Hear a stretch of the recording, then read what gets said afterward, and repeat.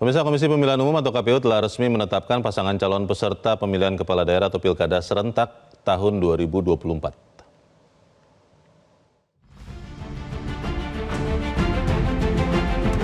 Ketiga paslon yang telah dinyatakan memenuhi syarat oleh KPU Jakarta, yakni pasangan Ridwan Kamil Suswono yang diusung oleh 15 parpol yang tergabung dalam Koalisi Indonesia Maju Plus, paslon Pramono Anung Rano Karno yang diusung oleh PDI Perjuangan, serta paslon dari jalur independen Dharma Pongrekun Kunwardana yang mengantongi dukungan sebanyak lebih dari 677.000 calon pemilih dari 6 kabupaten dan kota di Provinsi Jakarta.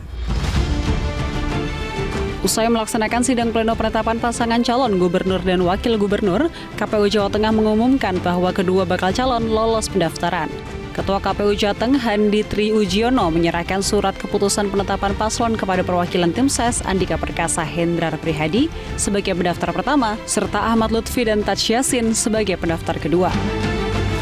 Sementara KPU Jawa Barat resmi menetapkan 4 pasangan calon gubernur dan wakil gubernur di Pilgub Jabar 2024. Penetapan dilakukan usai rapat pleno yang digelar secara internal. 4 pasangan itu yakni Dede Mulyadi Erwan Setiawan, Ahmad Syaiqo Ilham Habibi, Acep Adeng Ruhiat Gitalis Dwi Natarina, serta JJ Wiradinata Ronald Surapraja. Di Jawa Timur, kontestasi Pilgub 2024 resmi diikuti oleh 3 pasangan calon, yakni Khofifah Emil, Risma Gus Hans, dan Luluk Lukman. Ketiga paslon ini telah ditetapkan oleh KPU Jawa Timur melalui pleno tertutup pada 22 September 2024 pukul 10 WIB. Sedangkan di Banten, KPU Banten telah menetapkan 2 pasangan calon peserta pemilihan kepala daerah.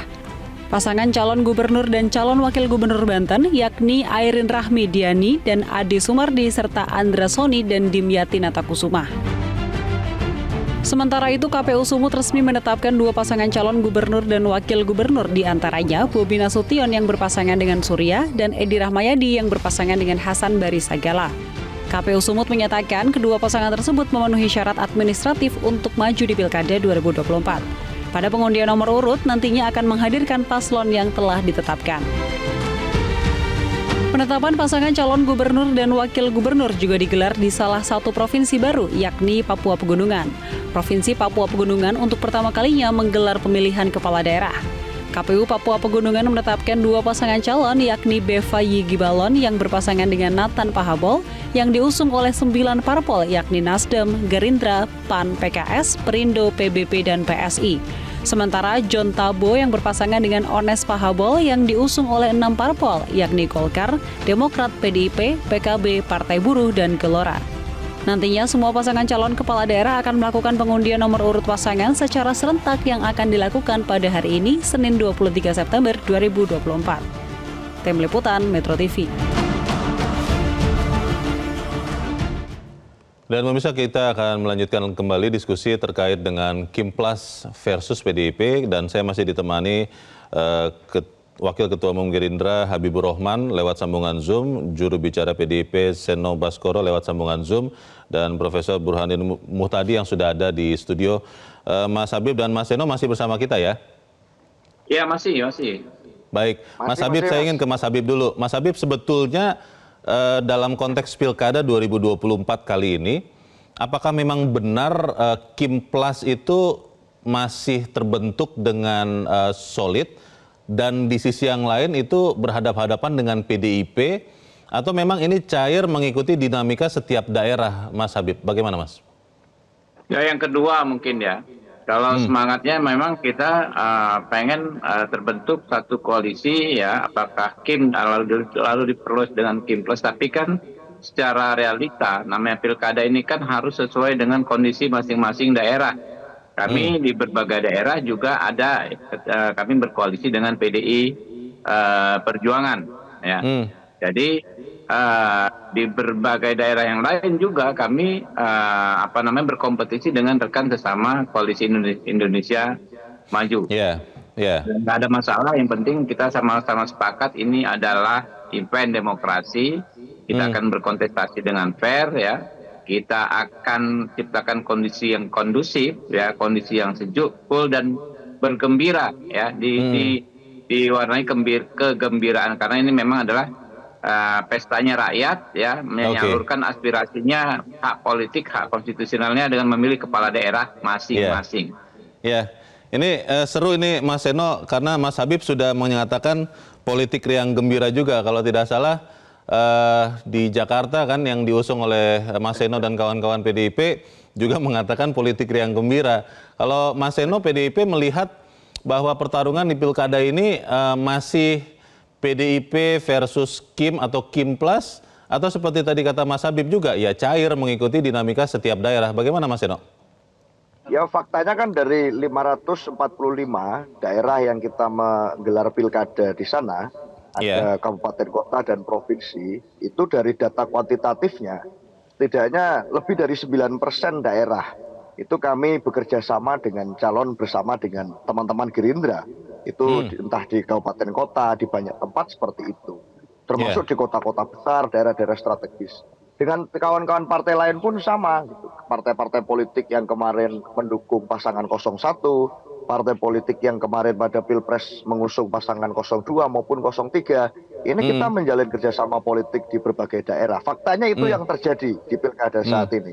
Artinya apa? Memang betul bahwa kondisi lokal itu mempengaruhi betul bagaimana kita menyusun kerjasama politik. Bahwa ada fakta lain bahwa di daerah-daerah yang sangat strategis yang menjadi etalase politik di Pulau Jawa. Misalnya di Jawa Timur, kemudian di Jakarta, kemudian di Jawa Tengah, kemudian misalnya di Jawa Barat. Itu kami mengusung pasangan calon kami sendiri, pasangan cagup dan cawagupnya adalah dari kami. Itu tidak lain tidak bukan untuk menunjukkan bahwa memang PDI Perjuangan adalah partai kader. Dan itu secara konstitusional dimungkinkan untuk dilakukan pasca putusan MK yang baru terbit di detik-detik akhir menjelang pendaftaran di KPU beberapa waktu yang lalu. Jadi ya, soalnya itu. Tetapi dalam berbagai kesempatan sekalipun kita kerjasama dengan partainya Bang Habib. Kita berhubungan baik antar partai politik yang artinya kita tahu bahwa mekanisme demokrasi itu namanya pemilu. Perbedaan-perbedaan harus dirayakan dan dicari jalan keluarnya melalui pemilu gitu, dan harus ada perbedaan-perbedaan sisi politik itu. Buat kami ini suatu hal yang wajar dan terjadi selama 5 tahunan itu, Mas. Oke, Mas Seno, Mas Burhan, kalau melihat fenomena ini artinya apakah kita bisa katakan sekarang sudah tidak terlalu jelas lagi Kim Plus versus di luar Kim Plus ya, dalam hal ini PDIP, karena ya mengikuti perkembangan setiap daerah, termasuk kepentingan dari masing-masing partai. Tadi Mas Habib mengatakan di beberapa daerah malah sesama Kim Plus pun saling bersaing sekarang. Bagaimana Mas? Iya, memang kalau di tingkat kabupaten kota secara umum terjadi pencairan ya, suasana politik antara koalisi pendukung capres di Pilpres kemarin. Jadi nyaris tidak ada perbedaan kecuali di 1-2 tempat, misalnya di Surakarta. Di luar itu nyaris terjadi semacam blending ya, satu partai dengan partai lain, dan itu menunjukkan sekali lagi bahwa pilkada di tingkat kabupaten kota itu bukan semacam prioritas, terutama buat koalisi pendukung Pak Prabowo Gibran untuk menunjukkan eksistensinya, atau buat PD Perjuangan. Nah, yang terjadi memang di tingkat provinsi, itu pun tidak seluruhnya. Jadi kalau di tingkat provinsi, itu jelas terlihat faksionalisasi koalisi, terutama didasarkan pada pilihan Pilpres. Kita bisa saksikan misalnya di Jawa Tengah, kemudian di Sulawesi Selatan, ya, kemudian di Bali, kemudian di Banten, termasuk juga di Jakarta ya, Sumatera Utara, yang jelas terang benderang. Jadi di beberapa provinsi yang besar plus strategis, ya Bali bukan bagian dari provinsi yang besar, tetapi sangat strategis, simbolik, juga terjadi koalisi antara Kim Plus versus PD Perjuangan. Tetapi lagi-lagi itu sangat ditentukan oleh satu strategis tidaknya, ya provinsi yang bersangkutan. Yang kedua adalah berkaitan dengan simbolis atau tidak simboliknya. Nah, Bali kan bukan wilayah yang besar, tapi sangat simbolik, terutama buat Ibu Mega. Yang Mas Burhan sampaikan menarik karena kalau saya catat di provinsi ya, gubernur di Banten itu ada Airin versus Andra, di Jakarta ada Pramono versus RK, di Jawa Barat ada JJ versus Dedi, di Jawa Tengah ada Andika versus Ahmad Lutfi, dan di Jawa Timur ada Risma versus Kofifa. tanah Jawa ini memang akan diperebutkan betul karena mungkin akan berpengaruh untuk Pilpres 5 tahun ke depan atau seperti apa? Kita harus jeda dahulu, Mas Burhan dan Musa, tetaplah bersama kami. Breaking news kami lanjutkan selepas jeda berikut ini. Jelajahi cara baru mendapatkan informasi. Download Metro TV Extend sekarang.